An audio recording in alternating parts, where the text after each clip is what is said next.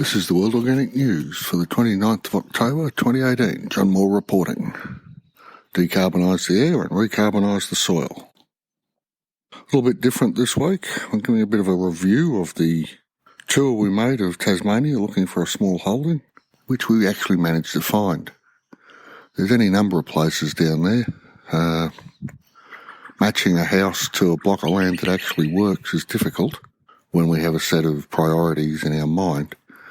In the end, we did find a place. It's only 1.6 acres, but it's really good soil. It's up high. The house is fine.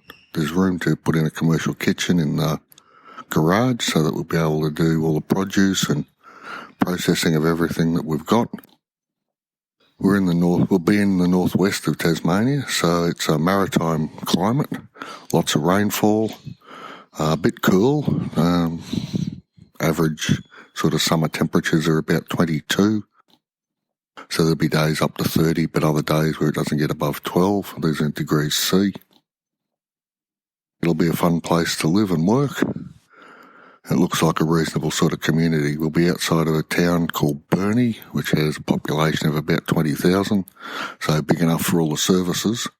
And it's on the main drag into the western tourist areas of Tasmania, the wild parts of Tassie, so to speak.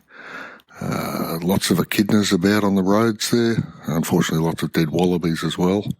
But wallabies are a thing in Tasmania rather than kangaroos, so that'll be okay.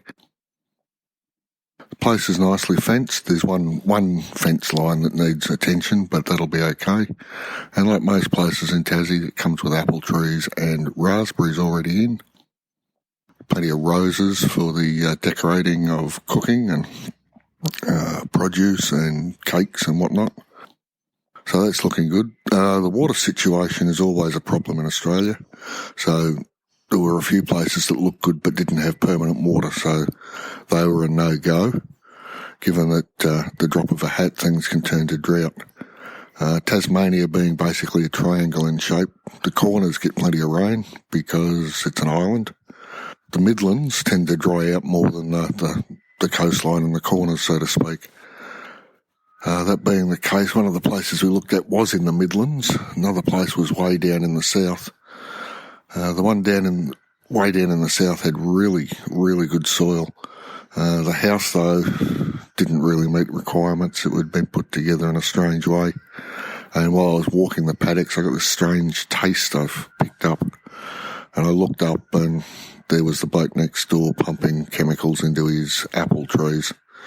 So the place we've got is surrounded. There's a Clydesdale stud across the road.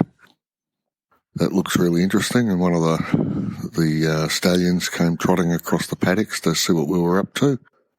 The other side, there's a train line, and then agricultural land, grazing land. The trains go by once a day. They only have goods trains in Tasmania. There's no passenger services. So that's okay. There's no excessive noise there. And being on the main drag west and into the wilderness of Tasmania, we'll be able to set up a little roadside stand and start selling our stuff there as well. It looks like it's a goer, and we had a sale agreed, so we're off there in the next couple of weeks. Probably 4 weeks till we get there. At the very latest, we'll be in by Christmas, which will give us time to get it ready for next year's garlic crop. We'll probably get a couple of sheep, I'm not sure yet, but certainly going to add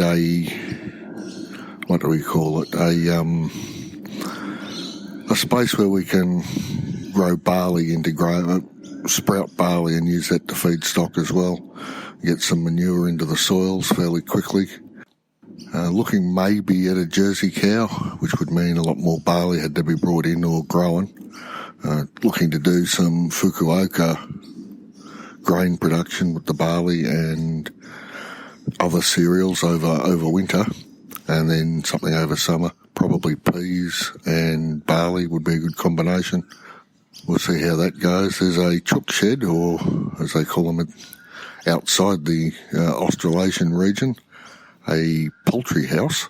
It's just big enough for us. It'll be enough for the eggs we need for the house and the cooking and the things we're going to produce. What else was there? There's the raspberries, obviously, and the apples, as I said, and then there's a pear tree as well. We'll add some quinces and crab apples because I like making quince paste and crab apple jellies and things like that. It looks ideal, actually. So we'll keep you up to date. We'll send some photos when we're back down there.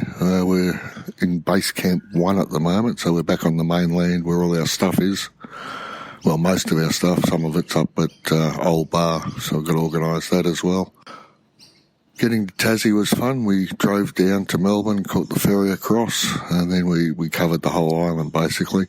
The northeast looks really nice. The volcanic soil will grow anything, but it's rather more sparsely populated, and we probably wanted to be closer to places where they had bigger farmers markets, which is what we've got with Burnie. There's 2 a month there, and that's heading north from where we are. If we head south and east, there's other farmers markets that'll be on, so we can organise to be in those. All in all, it looks like a good place to be. 20 solar panels. We're going to add a battery to that because if we're going to be producing stuff, we'll need a cool room. And if you've got a cool room, you need to have permanent electricity in case there's a blackout with storms and whatnot. And that occurs more often than perhaps people realise. That it's only when you need to have the electricity on all the time that you realise how often the blackouts occur.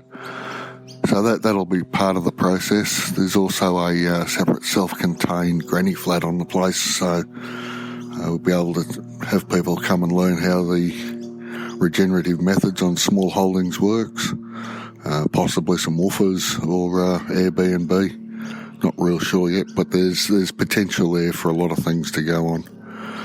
It's still in the planning phases. Not difficult to set up enough paddocks with electric fencing to do some regenerative grazing as well. Not sure if we'll go with the single Jersey cow and the barley sprouts to keep her going, or possibly some dairy goats, Saanens, I guess, because they're nice and quiet. But we'll see how we go, and we'll keep everyone posted as we carry on with this. So looking forward to the move.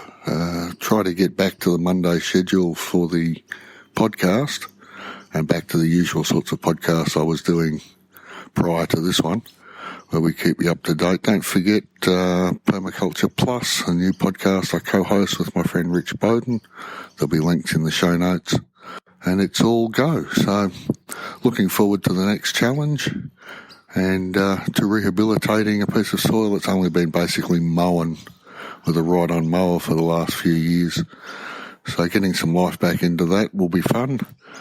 And I look forward to keeping you posted both on the blog and here on the podcast. So thanks for listening, and I'll be back next week.